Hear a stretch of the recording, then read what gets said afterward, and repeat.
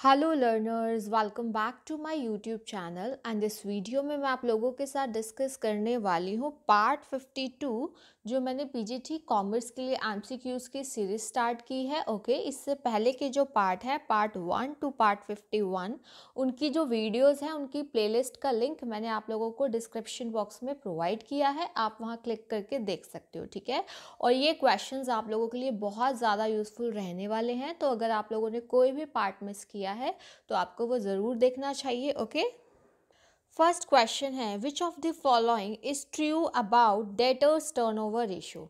इसमें से कौन सा ट्रू है किसके बारे में? डेटर टर्नओवर रेशियो के बारे में। और ratio analysis very very important topic, ठीक है। और रेशियो एनालिसिस पे जो है मैंने वीडियोस भी बनाई हुई हैं, तो आप वो मेरे चैनल पर देख सकते हो। देखो, जो डेटर टर्नओवर रेशियो है वो टर्नओवर रेशियोज को हम लोग एफिशिएंसी रेशियोज भी बोलते हैं, जैसा कि मैंने आप लोगों को बताया हुआ है। ठीक है, डेटर टर्नओवर रेशियो हमारा क्या बताता है? वो ये बताता है कि हम अपने क्रेडिट सेल को कैश में कितना एफिशिएंटली कन्वर्ट कर रहे हैं। क्रेडिट सेल जो आपने उधार पे माल को बेचा है तभी तो डेटर बने। अब डेटर को कितनी जल्दी आप कैश में कन्वर्ट कर पा रहे हैं वो दिखाता है हमारा डेटर टर्नओवर रेशियो। ठीक है, तो आपको डेटर टर्नओवर रेशियो के बारे में बताना है कौन सी स्टेटमेंट्स जो है ट्रू है। फर्स्ट देखो, this ratio is also known as the receivables turnover ratio. बिल्कुल करेक्ट है, आपको अदर नेम्स जरूर पता होने चाहिए चीज़ों के, क्योंकि कई बार उसी जैसे मान लो आपको क्वेश्चन में रिसीवेबल टर्नओवर रेशियो दे रहे और आप कंफ्यूज हो जाओ, आपको पता होना चाहिए कि डेटर टर्नओवर रेशियो का अदर नेम जो है that is receivable turnover ratio. ठीक है, अब बात करते हैं इसको रिसीवेबल टर्नओवर रेशियो क्यों कहते हैं, क्योंकि आपने सुना होगा बिल्स रिसीवेबल। बिल्स रिसीवेबल भी क्या करते हैं? डेटर्स को ही रिप्रेजेंट करते हैं, हमारे क्रेडिट सेल्स को ही रिप्रेजेंट करते हैं, और बिल्कुल बेसिक टर्म है, आपने स्टार्टिंग में ही सीखी होगी। ठीक है, अब ये जो रेशियो है shows the relationship in credit sales and average debtors. बिल्कुल करेक्ट है, हमारा इसका फॉर्मूला क्या रहता है? हमारा फॉर्मूला रहता है डेटर टर्नओवर रेशियो का नेट क्रेडिट सेल्स। ठीक है, net credit sales divided by average debtor. ठीक है, net credit sale divided by average debtors. और जब मैं बात करती हूँ एवरेज डेटर्स की, तो इसमें हम लोग जो है ओपनिंग डेटर्स, क्लोजिंग डेटर्स, इनको भी इंक्लूड कर रहे हैं हमारे। ठीक है, एवरेज तो आपको पता ही कैसे निकालते हैं, ओपनिंग बिल्स रिसीवेबल और क्लोजिंग बिल्स रिसीवेबल, इसको भी इंक्लूड करते हैं। ठीक है, तो ये सभी को इंक्लूड किया जाता है। To calculate this ratio bills receivable are also added, जैसे कि मैंने आपको बताया है। ठीक है, और आपको एवरेज तो निकालना आता ही है। जैसे अगर एवरेज डेटर्स निकालने हैं तो हम क्या करेंगे? Opening debtors plus closing debtors divided by 2, और ऐसे ही हम बिल्स रिसीवेबल को भी करते हैं। तो आई होप आपको डेटर टर्नओवर रेशियो के बारे में अच्छे से क्लैरिफिकेशन हो गया होगा। ठीक है, सो इसमें अब आपका ये तीनों ही स्टेटमेंट्स हमारी सही हैं। सो हमारा आंसर इस पर्टिकुलर क्वेश्चन का क्या आ जाएगा? All of these. ठीक है, ऑल ऑफ दीज। और अगर हमने एवरेज कलेक्शन पीरियड निकालना हो, एवरेज कलेक्शन पीरियड भी होता है एक एवरेज कलेक्शन पीरियड, तो वो कैसे निकलता है? अगर डेज में निकालना है तो number of days divided by debtor turnover ratio. Months में निकालना है तो 12 मंथ्स, जैसे कि number of months divided by debtor turnover ratio. ठीक है, और ऐसे ही आप मतलब जो भी जिसके अकॉर्डिंग निकालना हो आप लोग निकाल सकते हो। ये चीज़ें जो आपको मैं एक्स्ट्रा बताती हूँ, आपको ज़रूर जब भी आप वीडियो देखते हैं साथ के साथ नोट्स ज़रूर बनाने चाहिए। ठीक है, नेक्स्ट क्वेश्चन है the accounting cycle does not include. Accounting cycle क्या इंक्लूड नहीं करती है, आपको ये बताना है। देखो, अकाउंटिंग साइकिल आपने बिल्कुल स्टार्टिंग में सीखा होगा कि हम क्या क्या प्रोसेस करते हैं, क्या क्या स्टेप्स होते हैं हमारे अकाउंटिंग में। आपने देखा होगा हम रिकॉर्डिंग करते हैं प्राइमरी बुक्स ऑफ अकाउंट्स में, लाइक जर्नल और सब्सिडरी बुक्स में। ठीक है, फिर हम उसकी क्या करते हैं? पोस्टिंग करते हैं। पोस्टिंग कहाँ की जाती है? लेजर में की जाती है। ठीक है, फिर आपने देखा होगा उसको समराइज किया जाता है। समराइज कहाँ किया जाता है? ट्रायल बैलेंस में। ठीक है, फिर आप उसके बाद उनको क्या करते हो? उसको जैसे कि आप लोग ट्रेडिंग एंड P&L अकाउंट बनाते हैं, फिर बैलेंस शीट बनाते हो, है ना, एनालाइज कर रहे हो इसको, फिर इंटरप्रेट कर रहे हो, फिर कम्युनिकेट कर रहे हो इंटरेस्टेड पार्टीज को। तो ये सभी हमारी अकाउंटिंग साइकिल बनती है। और अब आपको बताना है इसमें से क्या नहीं आएगा। देखो रिकॉर्डिंग आता है, क्लासिफिकेशन आता है, इंटरप्रेटिंग आता है, but decision making accounting cycle का पार्ट नहीं है। वो अलग सा मैनेजमेंट अकाउंटिंग आपने पढ़ा होगा कि हाँ वो लोग जो है अकाउंटिंग डाटा को यूज करके डिसीजंस लेते हैं ना, तो यहाँ accounting cycle does not include decision making, इसमें हमारा आंसर नहीं आएगा। और यस, जब भी आप लोग क्वेश्चन को अटेम्प्ट करते हैं एक एक चीज़ को ध्यान से पढ़ना है। मैं आप लोगों को हर बार कहती हूँ एक एक वर्ड आप लोगों के लिए इंपॉर्टेंट रहता है एमसीक्यू में, क्योंकि एक एक वर्ड की वजह से हमारा आंसर चेंज हो जाता है। स्पेसिफिकली ये नॉट वर्ड लिखा होता है, कौन सा ट्रू है कौन सा फॉल्स है, ये चीज़ें आप लोगों ने बहुत अच्छे से ध्यान रखनी है, ठीक है। नेक्स्ट है हमारा which of the following is not absolute measure of dispersion. आपको बताना है इसमें से कौन सा एब्सोल्यूट मेजर ऑफ डिस्पर्शन नहीं है। देखो मेजर ऑफ डिस्पर्शन पे मैंने वीडियोस बनाई हुई है, डिटेल में हर चीज़ बताई हुई है। डिस्पर्शन हमारा वेरिएशंस बताता है आइटम्स के बीच में, तो मैंने इनकी जो वीडियोस है इसका अभी लिंक मैं आपको इस वीडियो के डिस्क्रिप्शन बॉक्स में डाल दूंगी ताकि आपको डिटेल में भी चीज़ों के बारे में पता हो, ठीक है। देखो जो मेजर्स ऑफ डिस्पर्शन है उनको हम टू कैटेगरीज में डिवाइड करते हैं। एक हमारा होता है एब्सोल्यूट, ठीक है, second one is relative. Absolute में आपके जो होते हैं ये रेंज आ जाता है, ठीक है, मीन डेविएशन, आपका क्वार्टाइल डेविएशन, स्टैंडर्ड डेविएशन। और जब रिलेटिव वर्ड की जब हम कंपैरिजन की बात करते हैं तो इनके आगे कॉफिशिएंट, जब हम इन चीज़ों का कॉफिशिएंट निकालते हैं, लाइक कॉफिशिएंट ऑफ रेंज निकाल रहे हो आप, कॉफिशिएंट ऑफ मीन डेविएशन निकाल रहे हैं, कॉफिशिएंट ऑफ क्वार्टाइल डेविएशन निकाल रहे हैं, रिलेटिव मेजर रेशियो और परसेंटेज की फॉर्म में जब आप निकाल रहे हो, सो यहाँ पर ये क्या बन जाता है, हमारा रिलेटिव मेजर बन जाता है डिस्पर्शन का। तो आप लोगों ने क्या ध्यान रखना है इसमें, तो आपसे पूछा है कौन सा नहीं है। देखो रेंज तो है, मीन डेविएशन भी है, स्टैंडर्ड डेविएशन भी है, but coefficient of quartile deviation जो है वो हमारा इसके अंडर नहीं आएगा, because that is relative measure of dispersion. तो ये आप लोगों ने बहुत अच्छे से ध्यान रखना है, ठीक है। नेक्स्ट है variance is the dash of standard deviation. जो हम ये इसमें निकालते हैं मेजर्स ऑफ डिस्पर्शन में वेरिएंस, वो कैसे निकालते हैं अगर हमने स्टैंडर्ड डेविएशन का यूज़ करके निकालना हो। क्या वो स्टैंडर्ड डेविएशन का हाफ होता है, क्या स्क्वायर होता है, 3 टाइम्स होता है, 5 टाइम्स होता है। इसका जो आंसर है आप लोग मुझे कमेंट सेक्शन में बताएंगे, ओके। नेक्स्ट जो हमारा क्वेश्चन है आपको पूछा गया है, ये क्वेश्चन रिलेटेड है डिग्रीज ऑफ कोरिलेशन से।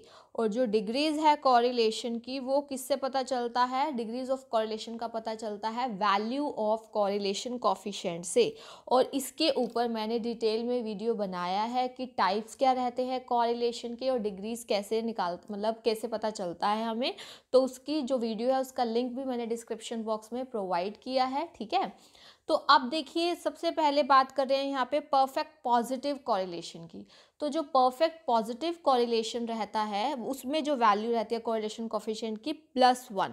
अगर यहाँ पे परफेक्ट नेगेटिव पूछा होता तो हमारा क्या रहता, -1 रहता, ठीक है। ये चीज़ ध्यान रखना। इसके अलावा मैंने डिग्री ऑफ कोरिलेशन को डिटेल में डिस्कस किया है और लिंक मैंने आपको डिस्क्रिप्शन बॉक्स पे प्रोवाइड किया है। ये चीज़ें आप लोगों को अच्छे से क्लियर होनी चाहिए। नेक्स्ट है when we study the relationship between two variables only word को आप एम्फेसाइज कीजिए।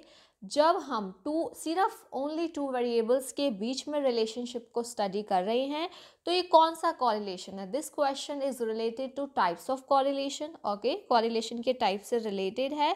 तो आप ये समझिए ये क्या सिंपल कॉरिलेशन होता है, पार्शियल कॉरिलेशन होता है या मल्टीपल कॉरिलेशन होता है।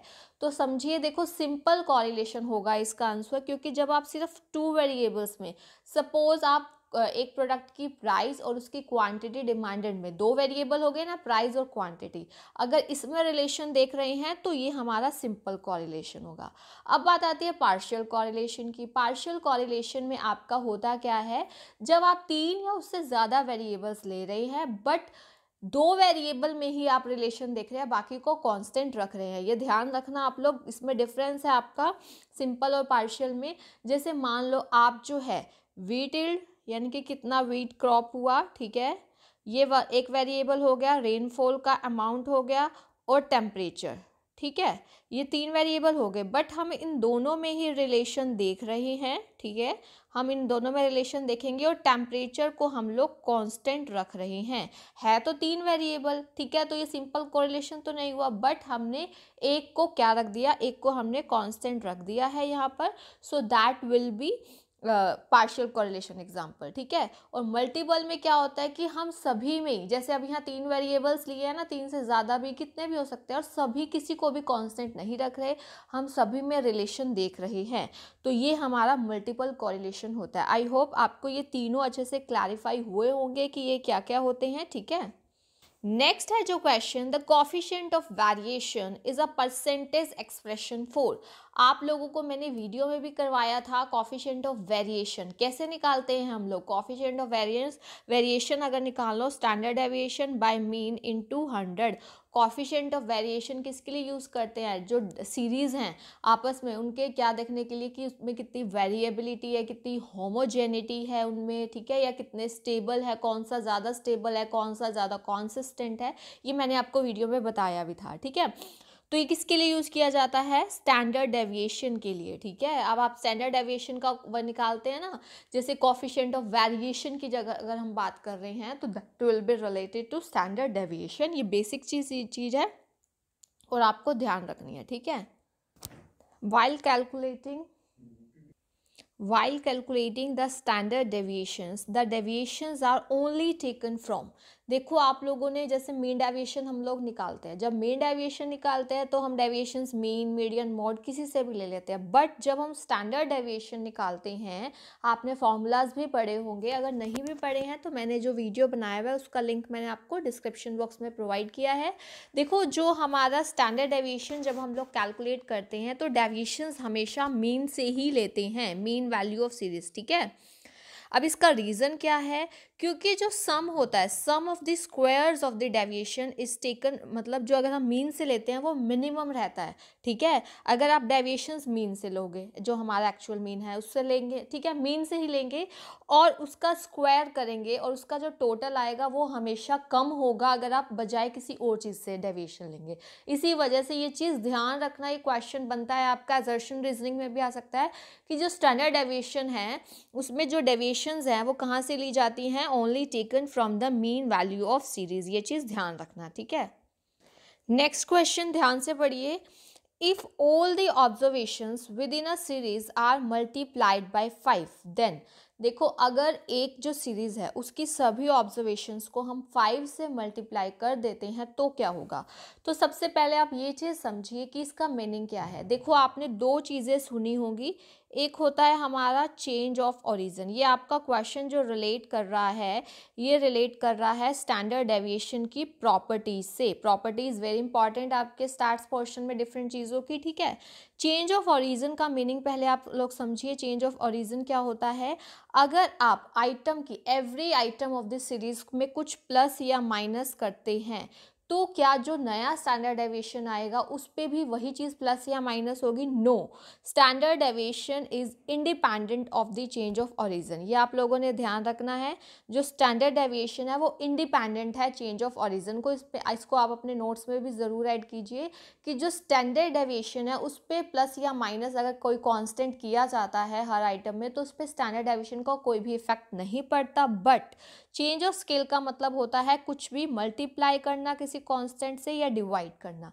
तो किसी भी कांस्टेंट को अगर मल्टीप्लाई किया जाता है या डिवाइड किया जाता है, हर आइटम ऑफ सीरीज को किसी भी कांस्टेंट से, नंबर से अगर मल्टीप्लाई या डिवाइड किया जाता है तो जो रिजल्टेंट हमारा स्टैंडर्ड डेविएशन आएगा उस पर इस चीज़ का इम्पैक्ट पड़ेगा।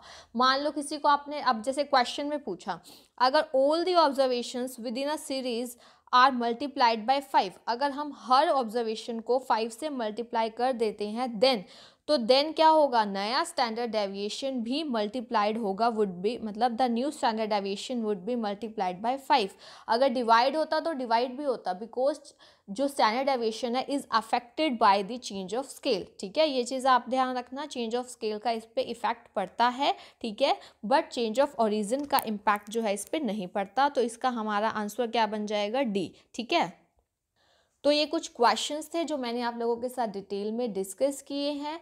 क्वेश्चन आपकी किसी भी फॉर्म में आए, बट आपका कॉन्सेप्ट क्लियर होना बहुत ज़्यादा ज़रूरी है, और वो तभी होगा जब आप अपने कॉन्सेप्ट्स को डिटेल में भी करेंगे और साथ के साथ एमसीक्यूज़ की भी प्रैक्टिस करेंगे, ठीक है। और काफ़ी सारी वीडियोस चल रही हैं, तो अगर अभी तक आप लोगों ने इस यूट्यूब चैनल को सब्सक्राइब नहीं किया है, देन डू सब्सक्राइब, ताकि आप अपने प्रिपरेशन को कंटिन्यू कर सके।